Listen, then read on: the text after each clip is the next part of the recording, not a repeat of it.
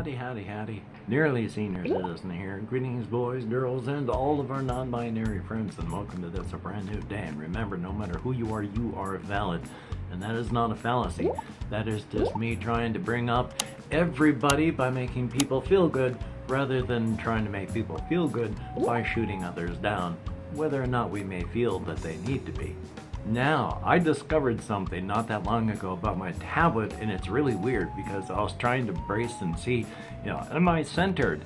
And if my tablet, my Samsung tablet thing, if I go like this on video, and it lasts for more than a second or two, that starts the automatic process of recording.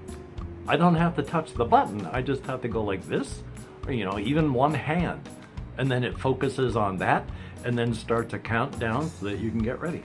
Thumbs up for that. Anyway, it is a brand new day. I didn't do a whole lot yesterday, and yet, in some ways, I did. I'll explain. I went to Walmart twice yesterday, and in one case, I had to carry the thing with this hand. So, luckily it wasn't heavy. I bought a rice cooker. An actual keep it warm after you've cooked it rice cooker where you don't have to do a whole lot of thinking. It thinks for you. That kind of rice cooker I can do. The kind of rice cooker where you have to pay attention to it and all that. No, I can't do that. But I got some jasmine rice a couple of days to go with it, and I tried it last night it was like 11:30 at night. I got it all washed up and ready to go. I measured up some rice, I put it in there, and I started it a cooking. And then I started doing some other stuff, pottering about, and at one point I had to go to the community center so I could check on my laundry, and when I came back, wow, for the first time ever, jasmine white rice. Smelled absolutely not like just generic starch, but it smelled good. So I made it. It was a bit too dry. I put in too much rice, not enough water, but then I put in some water, stirred it up, and it just soaked up right up and came out just fine.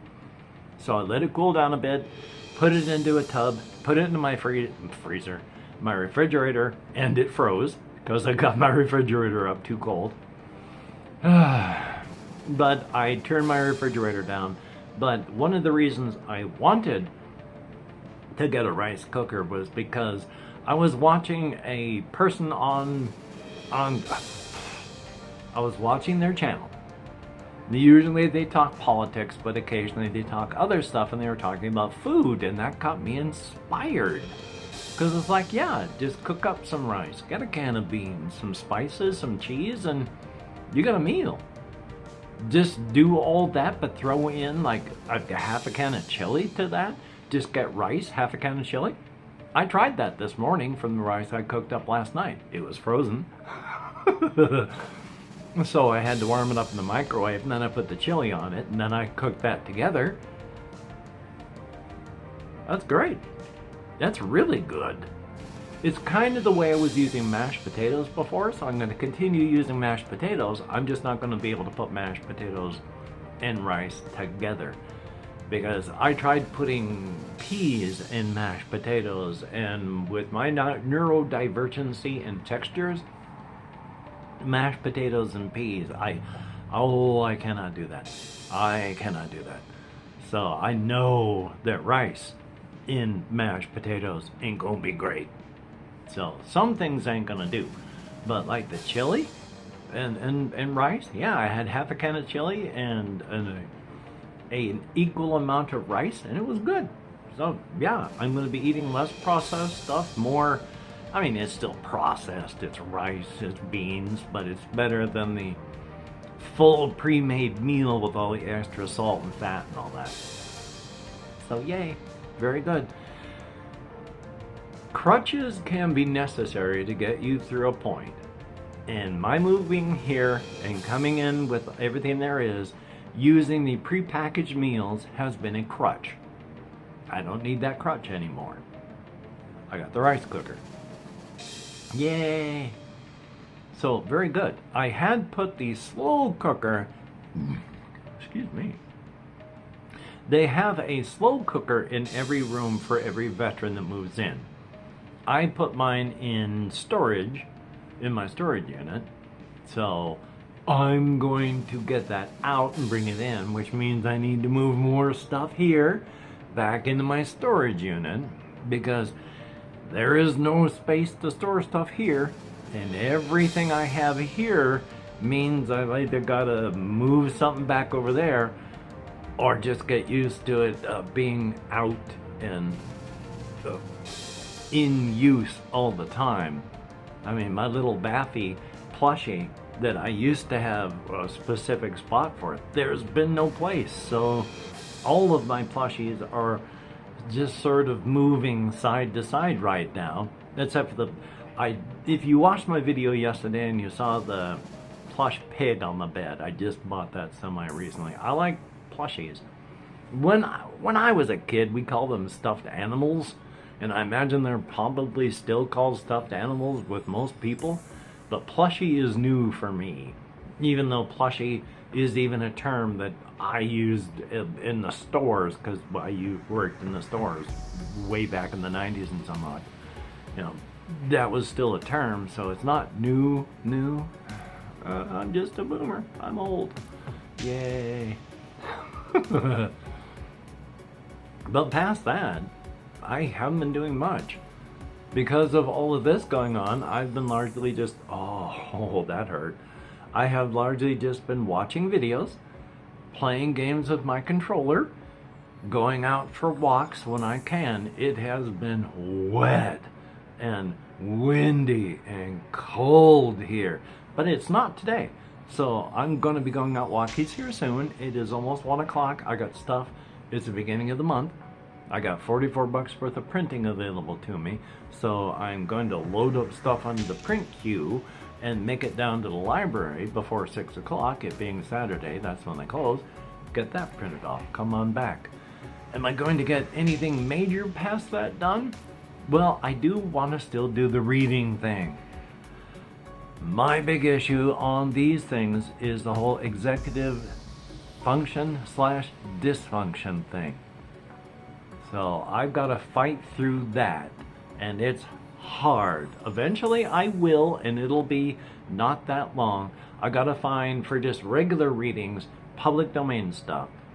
For the non-regular readings, because I want to do all just full complete reading of all text on the Fabled Lands thing. And I can do dramatic without being histrionic, where it's just, you know, a good reading. You know, I have been able to do that. I am histrionic and a drama queen, but that's just the way things are. Yay. But past that, I've been thinking of characters and my settings. I've been thinking of the individuals and situations.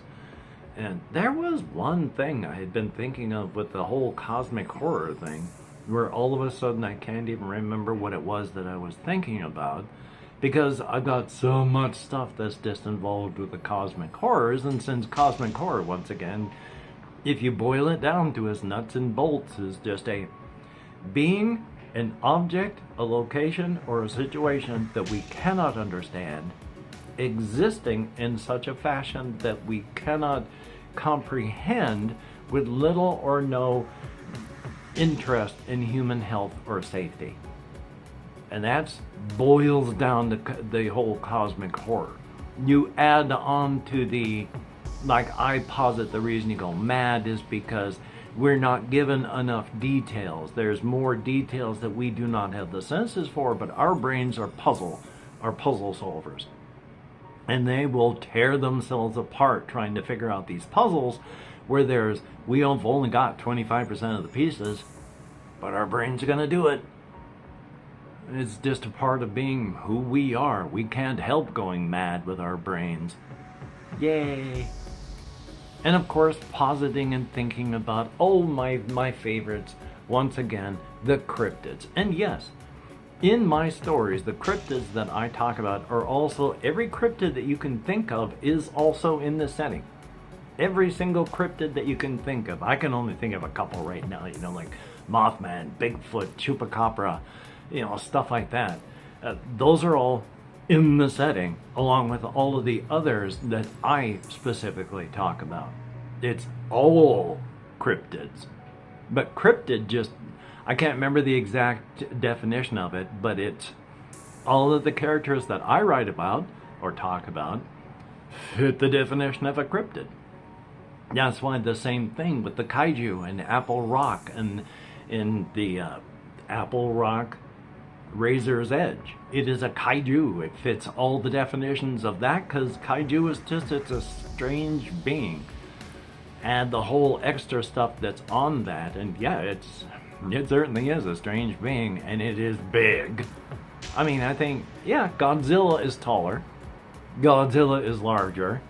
But the kaiju can come down off of Apple Rock Mountain into Apple Rock, the city, and eat 12,000 people.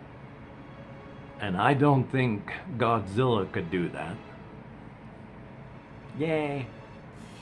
But I've been thinking of all of my different characters and situations, because after all, there are the... And just to remind people with my cryptids, because I love them so much, that they are, in fact, horrific, nightmarish beasts. I mean, I think they are better than us. They are slightly smarter. They are slightly faster, slightly stronger. None of this really shows up because they don't do anything with that as predators, so who would know? But the entirety of their potential and possibility is, by the sheer factor of our system being human-centric, everything is blown back into their faces, holding them back and in fact pushing them back a little bit. They can't go forward. If you try to teach a cryptid that, I mean, one that dresses up, acts human, that you teach them that, A to B to C to D to E, where people are people and they are all made out of flesh, and people understand and feel things, and people are all this, but they cannot conceptually make that jump to, and therefore you shouldn't eat them. It's like, okay, I follow you all the way up here. I can't make that jump. Not that they don't want to. They physically can't. Just like birds fly. You can't by flapping your arms. They can't make that conceptual leap. And yeah, within the framework of this setting, every cryptid is filled with a constant burning need to fill their bellies with human meat. Every single one of them, no matter what. But there are light cryptids and dark cryptids. Light cryptids don't need to eat human flesh. Dark cryptids, you generally don't, but there are some that do. And there are some poor souls that express as cryptids, but don't become cryptids up here. And because they haven't made the full transition, they have to eat a larger number of human beings while not having made any mental transition to being a cryptid. Imagine just being you and having to go out and eat people as they're screaming at you to please not eat them. And the reason that a lot of cryptids eat people is, one, the dietary requirement. Very small number of dark cryptids have that. And then two, we just taste good to them, and we taste good to them and they crave us because there is something that they don't know about and we don't know about. It is an extra universal substance or flavor or wavelength that is, again, extra universal, but they crave this. And the only way to get it in our universe is us. Some facet of our being in an extra universal sense has this thing they crave. They don't know why they crave it. They don't know why they crave us, but when they eat us, they get that. Now, traditionally, there has been a cultural push, and they don't know there is a genetic push that is act within your nature. If it is not within your nature as the type of cryptid that you are to eat a human being, you don't. Every light cryptid wants to devour an entire human being, fill their belly with meat. But if it's not within your nature, you don't. The genetic imperative, as soon as you start to think about it, you start to feel bad. You feel worse the more and more you think about it and start planning about it. And if you actually go out and start eating someone, you are going to feel terrible. Cryptids cannot, as on the whole, vomit because their digestive tracts are absolutely terrifying. But if they do go through with this, they will be violently sick. They will feel like they are dying. They don't act outside their nature. There has been a change, of course. Things happen with the advent of global communications. Local cryptids and local superstitions and local feelings and fears have become global. A fear in a city in India with a lot of global communication can have the cryptids that they deal with start showing up in places in South America, Canada, any place with mass communication where the people start to hear about it.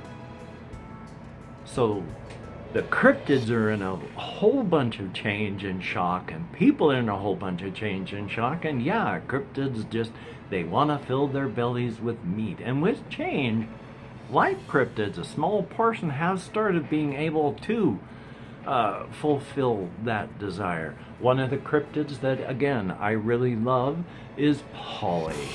She is a light cryptid, and she discovered, after getting a boyfriend, her dark cryptid boyfriend, who has to eat 3 or 4 human beings every year, and that's all he feels the need to do, so that's all he does. While going out with him, she asked for some meat, got it, and then went out to check it on her own to see if it was something she enjoyed.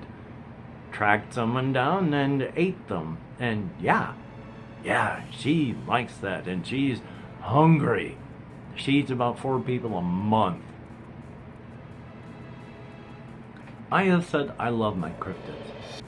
I absolutely love them.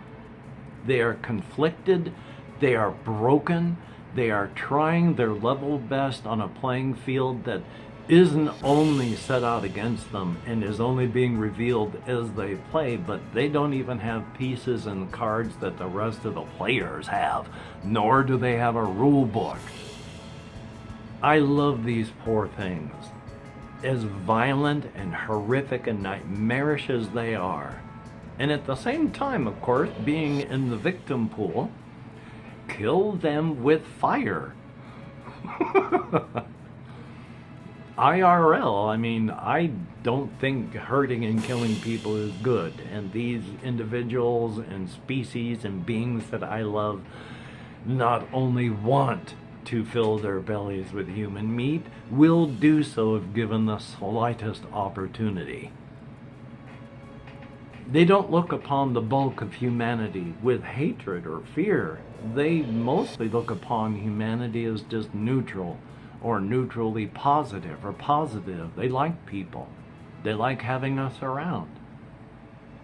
But they don't think of us as anything more than background noise and something to fill your belly with. Polly, after all, her view on human beings is fill your belly. If you're hungry, go eat someone. If you can't sleep, go eat someone. If you're sleeping too much, go eat someone. Does your stomach hurt? Eat someone. You got a headache? Fill your belly with someone. She's just, we are here to keep cryptid bellies full. Not when they're hungry, but to just top them off, to keep them full. And any one cryptid can, after all, very comfortably devour entirely all the scraps and then lick up the blood when they're done, up to a 250-pound human being. They look like they're 8 months pregnant afterward. That's a lot of meat still, but they can do it comfortably. Uncomfortably, they can eat up to 300 pounds. So yeah, it hurts. And they generally 295, 310. No one really can do much more than that, unless you wait for some of that meat to digest down. But there is hallucinogenic qualities to human meat as it digests for cryptids. So, which is why some other cryptids, seeing a need, have opened up the Uncle Bonbons Corporation, where they package and sell human meat products for cryptids and for those human beings who have their third eye open. Since if you have your third eye open, you can't really deal with regular human beings anymore. The only people you can really deal with aren't really people, they're cryptids. And as it turns out, you kind of get hungry for human beings too. And so there's a Uncle Bonbons for the cryptids and Uncle Bonbons Third Eye stands, where they sell human meat products to people with their third eye open. Which I posit in this setting, after all, is if you have your third eye open, which is what the cryptids say, you are able to interact with them, but you're a human being. Your third eye is open. That is just their way of understanding it. It's just you have, well, there are naturalized cryptids, there are expressed cryptids, because everybody has an extra universal cryptid genome. If part of that cryptid genome expresses, you will express into a cryptid. Part of this is an entire cascade of events that takes place within your physical normal matter body and a whole bunch of extra universal stuff that's happening. There is a genetic defect, one genetic flaw, where when it should hit and crash through the wall and make you a cryptid because of this, everything happens except you don't transition into cryptid energy / matter. Your body stays human. Everything else about you has changed. But you cannot consciously access any of this extra universal stuff. It's there, and you have talents, and you can no longer really meaningfully interact with the normal world, and you can only really interact with cryptids, but you're human. You're a shadow cryptid, you're a gray cryptid, you're a human being with your third eye open. You're a cryptid in 99.9% of the way, except your body didn't go. So your third eye is open. And yeah, because you're a cryptid in all but that one final thing, you too, you don't have a burning desire. But yeah, we taste good to people whose third eyes are open. And with the third eye stand, you can go in and pick up a 2-pound bag of human jerky, along with a whole bunch of other neat little snacks, like the Hema-Cola Light for people, which is a cola drink, carbonated cola drink, where the sweetener is a form of human blood plasma, which on the cryptid tongue tastes sweet. So I've been working on a lot of stuff and trying to remember things. Thumbs up for that. Past that, today I'm just gonna go out do some walkies. I want to record New Vegas today. I haven't played any at all since the last time. As fun as it is to do things for the king, as powerful as I am right now, I'm just gonna start doing the DLC, and then I'm gonna come back and I'm gonna finish it all off. So I'm gonna start with the Sierra Madre thing, gonna quickly do a bop montage to get there, and then start, and then that's going to be what it is today. But so I'm going to be recording, I'm going to be walking, I'm going to be doing stuff like that. I'm going to be cooking food with my rice cooker. Yay! Hopefully you can get done the things that you would like to get done. That'd be very awesome. But remember, don't beat yourself up if you don't. That doesn't help you get it done. And for every one of my Patreon patrons, thumbs up and thank you so much. Without your help, I would be a hurting monkey, and that's no fun at all. You make it so I'm only a slightly hurting monkey instead of a badly hurting monkey. And in today's American economy, being a slightly hurting monkey at my age is about the best that I can hope for. So thumbs up and thank you much. It is appreciated. For everybody that has left me comments, that too is appreciated. I'm leaving as many comments as I can. It is hard to type because I have to hold my arm elevated and out and then use my fingers. And oh boy, does that sparkle up here. I do what I can, but each and every one of those comments is read and appreciated. So hopefully I'm going to be able to get some of this solo stuff done soon. I want to get the Fabled Land started here. I've got everything ready on Canva for a couple things, so yay. So, until we meet again, you take care. Have a great day today. I will see you on the flip side, and that is indeed a very good thing. And remember, when you go out there, grab them cakes with both hands. Or, you know, don't do anything that's non-consensual, of course. But, you take care. I will see you. No great fancy editing. But, I mean, I've been doing silly stuff and adding stuff in. Who knows? Yay.